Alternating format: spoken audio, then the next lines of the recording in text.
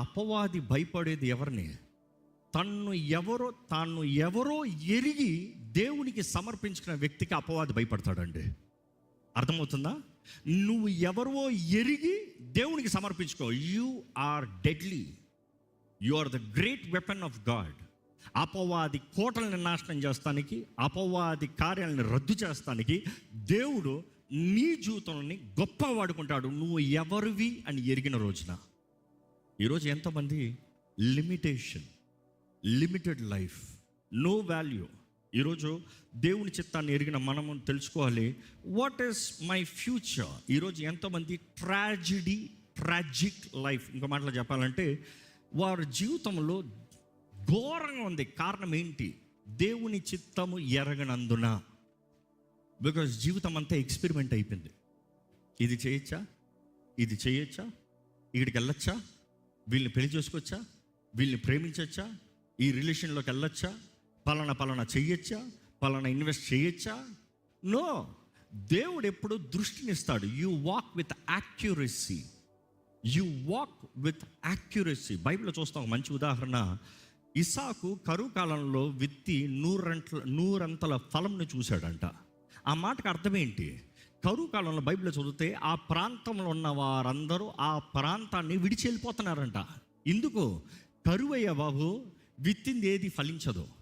కానీ ఇస్సాకు ఎందుకు వ్యత్యాసంగా చేశాడు? తనలో ప్రత్యేకత ఏంటన్నప్పుడు తను ఎవరో గ్రహించాడు. తనకి దేవునికి సంబంధం ఏమి కలిగి ఉందో ఎరిగి ఉన్నాడు. తనకి వాగ్దానం చేసిన దేవుణ్ణి ఆధారం చేసుకుని తన చేతుల్లో ఉన్న విత్తనాన్ని తను ఏం చేశాడు? విత్తాడు. There is an action. ఆ యాక్షన్కి దేవుడు వాగ్దానం ప్రకారం దీవిస్తానన్న దేవుడు దీవించడం లేదా? 100 రెట్ల ఫలము చూశాడంట. అంటే వాట్ హీ హాస్ సోన్. ఏ ఒక్కడు ఒకటి విత్తు ఊరుకోడు కదా. ఒక విత్తనాలు విత్తుతున్నారంటే విశ్వాసముతో తను చేయగలిగిన దాంట్లో the best he has done. ఈరోజు మిమ్మల్ని అడుగుతున్నానండి, are you living your life the best? Are you doing what you are suppose to do the best? నీలో దేవుడు పెట్టినది, నీలో దేవుడు కోరినది, నిన్ను దేవుడు చేయమన్నదే మీరు చేస్తున్నారా? మీ జీవితంలో పర్పస్ లేకపోతే ఏమవుతుంది? కామన్ ఈరోజు చాలామంది చెప్పేది కన్ఫ్యూజన్. నా జీవితం ఏంటో నాకు అర్థం కావట్లా, ఏం చేయాలో అర్థం కావట్లా. చాలామంది జీవితాలు ఇలాగనే వెళ్ళిపోతుంది. చాలామంది ఎక్స్పెరిమెంటల్గా బ్రతికి ట్రాజిక్ లైఫ్స్. వివాహాలు కోల్పోతాం, ఇన్వెస్ట్మెంట్లు కోల్పోతాం, జీవితాలు పాడైపోతాం. There are things that you go into a tragedy. మూడోది మోస్ట్ కామన్, ఫ్రస్ట్రేషన్. విసిగిన వాడు ఏ తప్పుడు నిర్ణయాన్ని చేసేస్తాడంట. అంటే ఇంకో మాటలో చెప్పాలంటే, ఎప్పుడు ఒక ఫైటింగ్ కాంపిటీషన్లో కానీ, బాక్సింగ్లో కానీ, మార్షల్ ఆర్ట్స్లో కానీ జనరల్గా చెప్తూ ఉంటారు, ఫస్ట్ ఫ్రస్ట్రేట్ యువర్ అపోనెంట్. ఎందుకంటే వాడు ఫుల్ మైండ్ ఫోకస్లో ఉన్నప్పుడు వాడుకున్న పవర్కి నేను దప్పని కొట్టి పడేచ్చేమో. కానీ వాడిని ఫ్రస్ట్రేట్ చేసేసావు అనుకో, ఇసికించేసావు అనుకో, ఇసికించిన తర్వాత వాడు కంట్రోల్లో ఉండడు.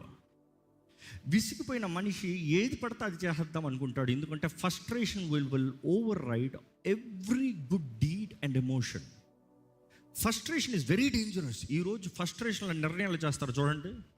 కొంతమంది జీవితాల్లో సాక్ష్యాలు వినేటప్పుడు ఎంతో బాధగా ఉంటుంది. కారణం ఏంటి?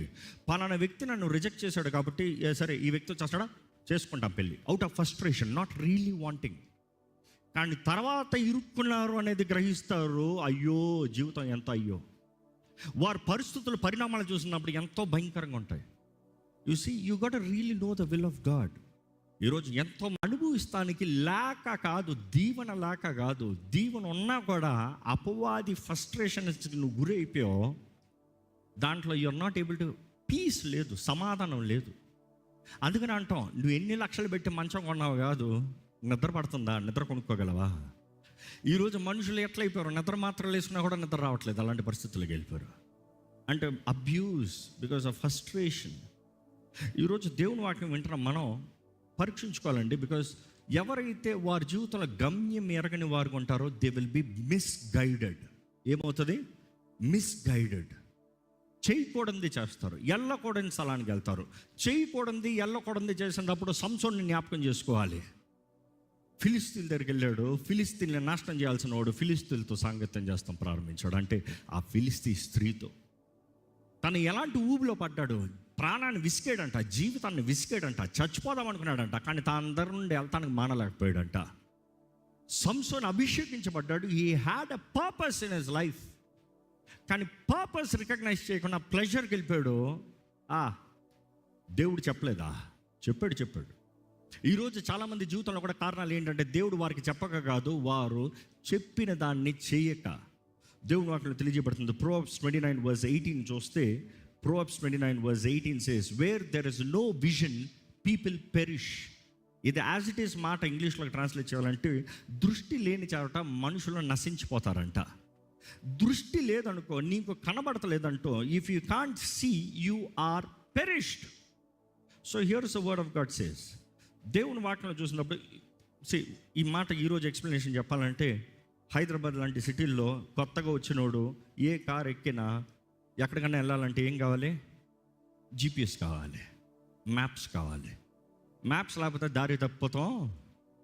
రోజుకొక డైవర్షన్, రోజుకొక బిల్డింగ్, రోజుకొక కన్స్ట్రక్షన్, రోజుకొక వన్ వే.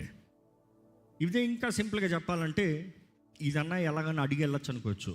సముద్రంలో వాడెక్కో, వాడ నువ్వే నడిపించిపోతున్నావు, చేతిలో కాంపస్ లేదు, ఎక్కడికి వెళ్తావు?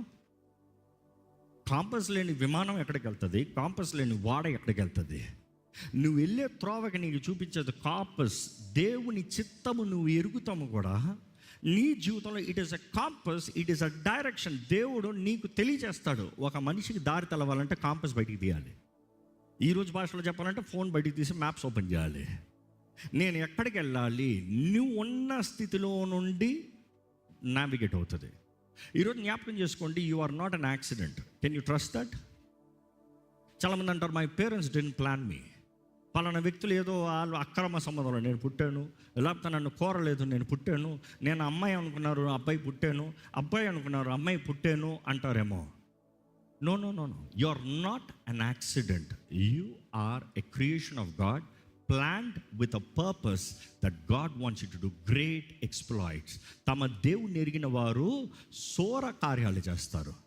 నువ్వు దేవుని ఎరిగితే నీ జీవితంలో గొప్ప కార్యాలు చేస్తానికి ఉంటుంది. ఈరోజు మళ్ళీ అడుగుతున్నానండి, ఇదిగో బిజీ లైఫ్, ఎక్కడ చూసినా స్ట్రెస్, ఒత్తిడి, ఛాలెంజెస్. ఇదిగో ఈ జీవితంలో మనం ఎందుకు బ్రతుకుతున్నామో ఎరుగున్నామా? నా జీవితం ఏంటి, నా విలువ ఏంటి, నా బ్రతుకులో దృష్టి ఏంటి, ఎందుకు బ్రతుకుతున్నాను? ఎందుకంటే అపవాది చేయగలిగిందంట, he will try to masquerade himself. ఏ రీతికంటే ఆ రీతిగా మాయం చేస్తాడు. కాబట్టి వెలుగుతోత వేషంలో వస్తాడు. మనల్ని అడ్డదారులోకి తీసుకెళ్ళిపోతానికి దేవుడు చెప్పకుండా దేవుడు చెప్పాడు. చూసి చాలామంది వాడేది డెవిల్స్ అంబాసిడర్స్ అనేటప్పుడు దే యూస్ గాడ్ కార్డ్. ఏంటంట మినిస్ట్రీలో మేము we call it the God card. God card అంటే ఏంటి అనుకుంటానండి. ఇక్కడ నేను వచ్చి నాకు దేవుడు చెప్పాడు అని నేను చెప్తే ఎవడైనా ఎదురు మాట్లాడతాడా? So that is the God card. దేవుడు చెప్పకుండా దేవుడు చెప్పాడు అంటాం.